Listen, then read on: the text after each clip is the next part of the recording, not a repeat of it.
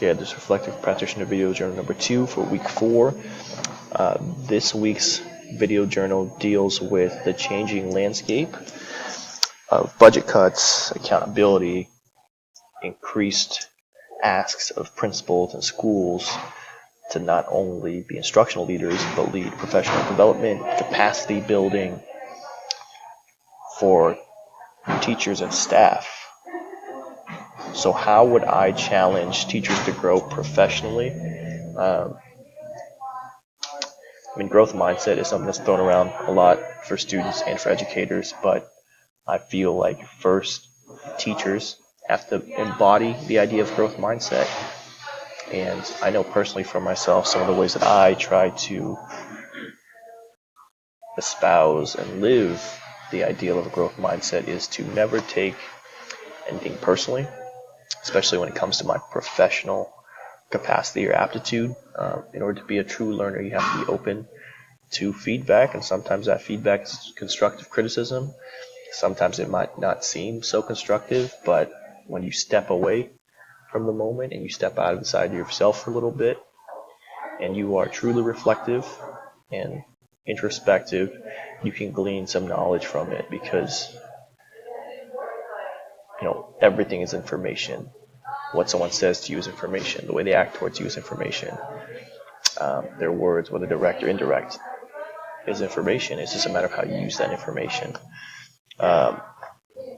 Another way is to actively be a participant and your own author of your professional development. So for my staff, my school specifically, we used to have a lot of in-house professional development. So summer in service, obviously the administrators and school leaders would develop a plan for professional development.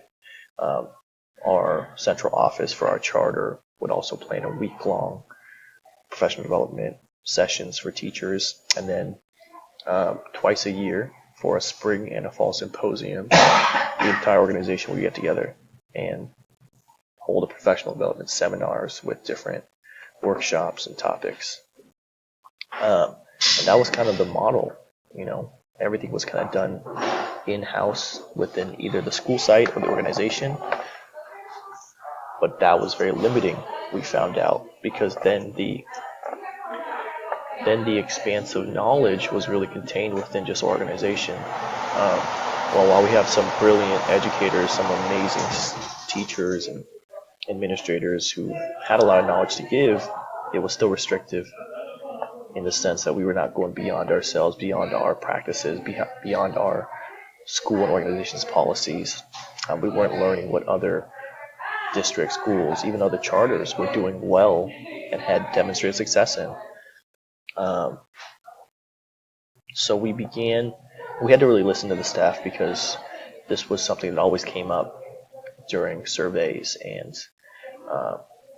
staff feedback, was that they wanted more professional development outside of the school site or the organization. So we started encouraging and actively financially supporting outside professional developments, whether that was going to a conference, going to different trainings through the district, through private organizations, going back to school for a second credential, for an admin credential, for a higher degree, master's, doctorate program.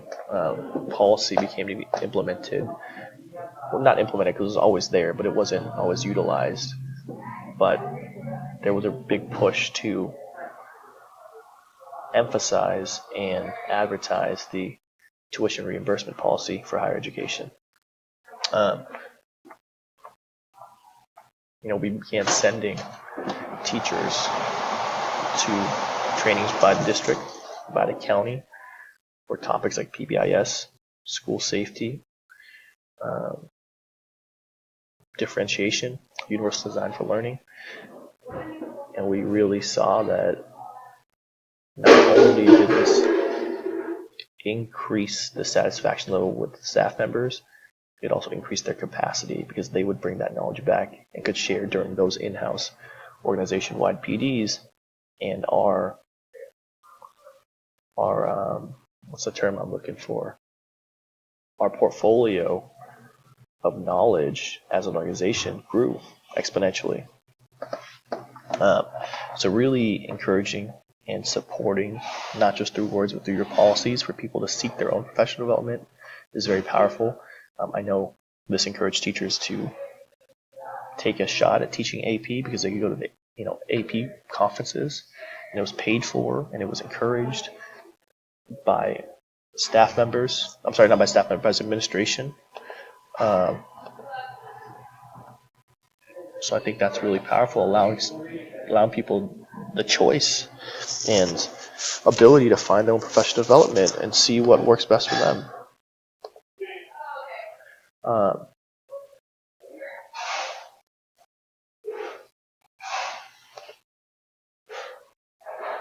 Another way to systemize and provide a framework for continuous and ongoing professional development is to make sure to have evaluations and an observation cycle that is consistent, clear, and effective.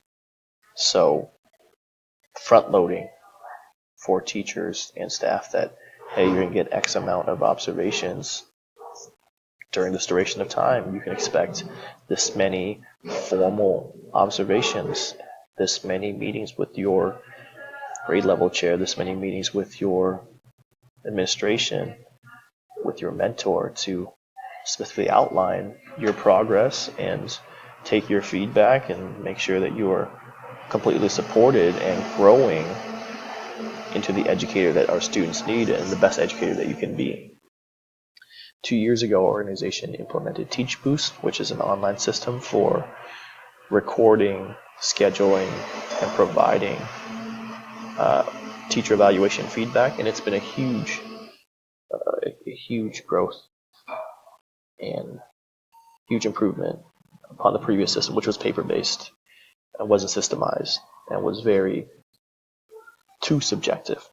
There's no metrics school-wide, no metrics organization-wide, let alone school-wide, that could provide a framework for what we should be looking for.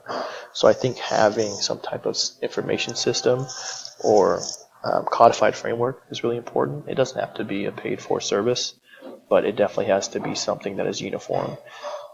It provides clear metrics and an objective way of recording and providing feedback.